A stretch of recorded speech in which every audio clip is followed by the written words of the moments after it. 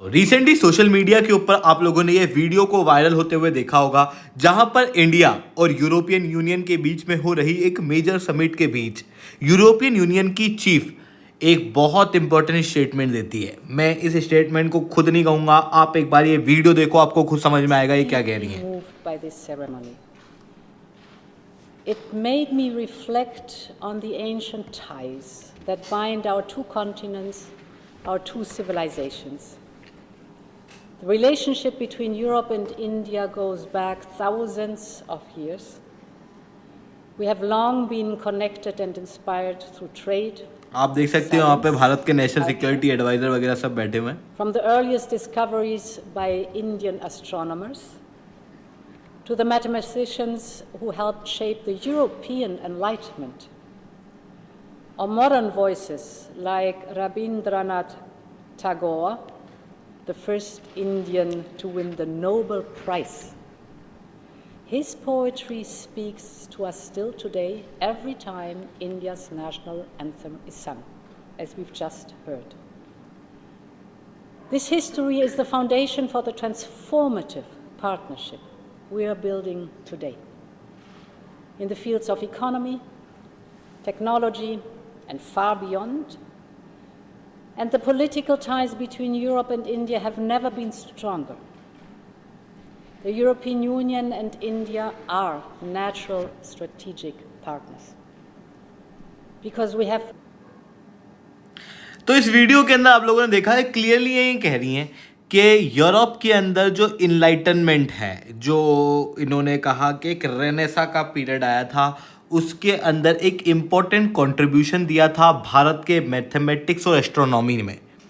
ये स्टेटमेंट ना अपने आप में एक बहुत ही हिस्टोरिक और काफ़ी इम्पॉर्टेंट डेवलपमेंट है। देखो, हम सब लोग जानते हैं कि भारत का मैथ्स काफ़ी ज़्यादा स्ट्रॉन्ग हमेशा से रहा है। जीरो, डेसिमल जैसे कई सारी चीज़ों को इंडिया ने दिया है, बट कभी भी वेस्ट ने इस बात को नहीं माना। वेस्ट हमेशा ये कहता है कि नॉलेज की शुरुआत हुई 17वीं और 18वीं शताब्दी के अंदर, जब इनलाइटनमेंट यूरोप के अंदर आया था। और उसके बाद पहले यूरोप इनलाइटन हुआ और फिर यूरोप ने पूरे वर्ल्ड के अंदर अपने कॉलोनियल लीगेसी से पूरे वर्ल्ड को इनलाइटन किया, इंक्लूडिंग इंडिया। यानी कि हमेशा वेस्ट के द्वारा ये बात कही जाती है। आपने अगर वर्ल्ड हिस्ट्री भी पढ़ी होगी और डिफरेंट ऑप्शन भी पढ़े होंगे, तो हर ऑप्शन के अंदर आपको यही देखने को मिलेगा कि यूरोप हमेशा ये कहता है कि जितना भी नॉलेज है उसकी शुरुआत यूरोप के अंदर हुई है। बट ये जो फॉल्स नैरेटिव है उसको खुद अभी यूरोपियन यूनियन की चीफ ने माना है। इन्होंने कहा कि इट वाज इंडिया जहां से कई सारे नॉलेज की शुरुआत हुई थी। फॉर एग्जांपल, थोड़ा सा मैं स्पेसिफिक होते हुए आपको बताता हूं। बेसिकली इंडिया के अंदर 3री से 12वीं शताब्दी के बीच कई सारे एस्ट्रोनॉमी और मैथमेटिक्स के अंदर डेवलपमेंट हुए थे, जिसके अंदर सबसे इंपॉर्टेंट डेवलपमेंट था जीरो और डेसिमल की खोज होना। अब आप कहोगे ये इतना इंपॉर्टेंट क्यों था? देखो, आपने रोमन न्यूमरल्स पढ़े होंगे, जहां पर आपको वो x मतलब 10, ix इस तरीके के वर्ड देखने को मिलते हैं। बट क्या इन नंबर्स से आप सच में आज की कैलकुलेशंस कर सकते हो? बिल्कुल भी नहीं। आपने अगर रोमन न्यूमरल्स पढ़े होंगे तो आप लोग एक ही चैप्टर मुश्किल से पढ़ पाए होंगे, और उसके अंदर भी आपको जो गणना करना होगा ना, वो काफ़ी ज़्यादा मुश्किल होगा। बट उस रोमन न्यूमरल्स के अंदर आपको ना तो डेसिमल मिले होंगे, ना ही आपको उसके अंदर जीरो देखने को मिलता है। बट इंडिया के अंदर आर्यभट्ट ने शुरुआत के अंदर जीरो, डेसिमल इन दोनों चीज़ों को दिया था, और बाद में इन्हीं चीज़ों को डिफाइन किया था ब्रह्मगुप्त ने इन 628 सी। सिमिलरली ट्रिग्नोमेट्री एक अपने आप में मैथमेटिकल साइंस है, जिसके आधार पर नेविगेशन, कार्टोग्राफी ये सब कुछ बनी है। यानी कि जो यूरोप ने समुद्र के रास्ते से भारत को ढूंढने का प्रयास किया, उसका जो मूल है वो मूल है ट्रिग्नोमेट्री। और इस ट्रिग्नोमेट्री की शुरुआत भी आपको इंडिया से देखने को मिलेगी। अलजेब्रा, जिसके अंदर पॉजिटिव, नेगेटिव इक्वेशंस, इन सारी चीज़ों का डेवलपमेंट देखने को मिलता है। यही अलजेब्रा की मदद से न्यूटन ने बाद में ग्रेविटी का फॉर्मूला निकाला। केपलर, कोपरनिकस, इनकी साइंटिफिक रिवॉल्यूशन के अंदर भी यही अलजेब्रा एक बहुत इंपॉर्टेंट रोल प्ले करता है। इवन आज के समय पे कोई भी मैथमेटिकल डेवलपमेंट देख लो, you can't imagine that mathematical development without algebra. और ये अलजेब्रा आपको इंडिया के अंदर ब्रह्मगुप्त जी के द्वारा शुरू किया हुआ देखने को मिलेगा। यानी कि ओवरऑल रूप से जो गणित का ग्रामर है ना, वो इंडिया ने शुरू की है।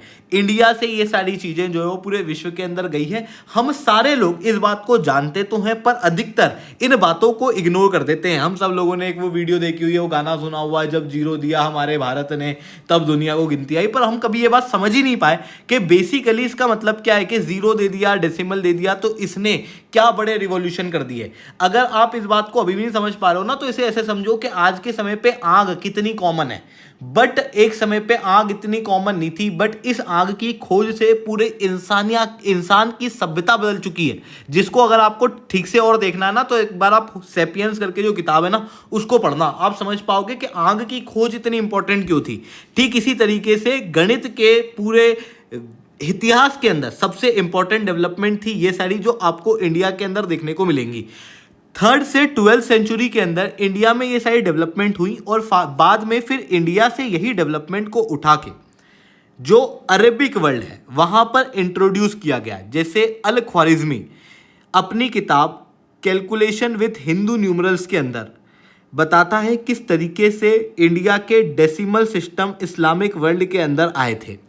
अल बिरूनी जो काफ़ी समय तक खुद इंडिया के अंदर रहा, वो क्लियरली इंडिया के एस्ट्रोनॉमर्स को क्रेडिट करता है कि कई सारे गणित के विज्ञान मिडिल ईस्ट के अंदर इंडिया से ही आए थे। ये बात साफ दर्शाता है कि पहले डेवलपमेंट इंडिया में हुई, उसके बाद ये अरेबिक वर्ल्ड में गई, और फिर अरेबिक वर्ल्ड से ये सारा के सारा ज्ञान यूरोप के अंदर एंटर किया। बट इस चीज को कभी भी यूरोप ने एक्सेप्ट नहीं किया। यूरोप का हमेशा कहना रहता है कि नॉलेज सबसे पहले ग्रीस में आया, फिर रोम में के समय पे था, फिर उसके बाद में यूरोप में था, और यूरोप के अंदर जो रेनेसा हुआ उसके बाद में पूरे वर्ल्ड के अंदर इनलाइटनमेंट की शुरुआत यूरोप के अंदर से ही होती हुई दिखाई दी। और ये जो पूरा पर्सपेक्टिव है, it is known as the Eurocentric perspective. और इस यूरोसेंट्रिक पर्सपेक्टिव के अंदर इंडिया के जो न्यूमरल्स है ना, उनको ये हमेशा अरेबिक न्यूमरल्स कहते हुए दिखाई देंगे। They are not Arabic numerals, they are basically Indian numerals. But इन्होंने कभी भी इंडिया के कंट्रीब्यूशन को रिकॉग्नाइज नहीं किया। कारण बहुत साफ था, ये नहीं चाहते थे कि इंडिया पूरे विश्व के अंदर एक टेक्नोलॉजिकल रूप से एक मॉडर्न सिविलाइजेशन के रूप में देखा जाए। अगर पूरे विश्व में इंडिया इस तरीके से देखा जाने लगेगा, तो इनका जो कॉलोनियल रूल है उसकी लेजिटिमेसी खत्म हो जाएगी। इवन कॉलोनियल रूल के बाद भी जो पूरा के पूरा वेस्टर्न वर्ल्ड था, उसने इस बात को कभी एक्सेप्ट नहीं किया। इवन इन्होंने कहा कि रेनेसा हमारे यहाँ हुआ, मॉडर्न यूरोप के अंदर हुआ, उसके बाद में यहाँ का ज्ञान यूएस के अंदर गया, यूएस जो है उस तरीके से मॉडर्न हुआ। बट इन्होंने कभी भी इंडिया के कंट्रीब्यूशन को रिकॉग्नाइज नहीं किया। ये हमेशा से इंडिया को एक स्पिरिचुअल सिविलाइजेशन के रूप में ही शो करते आए हैं, क्योंकि जो मॉडर्न वर्ल्ड है ना, जो मॉडर्न जियोपॉलिटी है, इसके अंदर पावर आती है टेक्नोलॉजिकल सुपीरियरिटी से। जिस भी देश के पास में टेक्नोलॉजिकल सुपीरियरिटी होगी, उसके पास में ज़्यादा जियोपॉलिटिकल लेजिटिमेसी देखने को मिलेगी। ये बात काफ़ी साफ है और जायज़ भी है, और इसी वजह से कभी भी नहीं चाहते थे कि इंडिया टेक्नोलॉजिकली सुपीरियर दिखे। और इंडिया की इमेज को यहाँ पर कंट्रोल करने के लिए, इंडिया की लेजिटिमेसी को पूरे वर्ल्ड के अंदर सप्रेस करने के लिए इन्होंने हमेशा ये नैरेटिव चलाया, और कहीं ना कहीं भारत के कंट्रीब्यूशन को पूरे विश्व के अंदर रिकॉग्नाइज नहीं किया गया। ये चीज़ यहाँ पर साफ रूप से देखने को मिलती है। अब बात आती है कि अच्छा, सालों से इन्होंने रिकॉग्नाइज नहीं किया, तो आज अचानक से यूरोपियन यूनियन की चीफ को क्या हुआ कि उन्होंने भारत को एक बड़ा contributor in terms of mathematics and astronomy, even in terms of European enlightenment मान लिया। तो उसे समझने का हम लोग प्रयास करेंगे। बट उसके पहले आप लोग अगर यूपीएससी सीएससी की तैयारी करना चाहते हो, इंडिया के टॉप एजुकेटर से आप लोगों को ऑफलाइन क्लासेस के अंदर पढ़ना है, तो आप अनअकैडमी के ऊपर जुड़ सकते हो।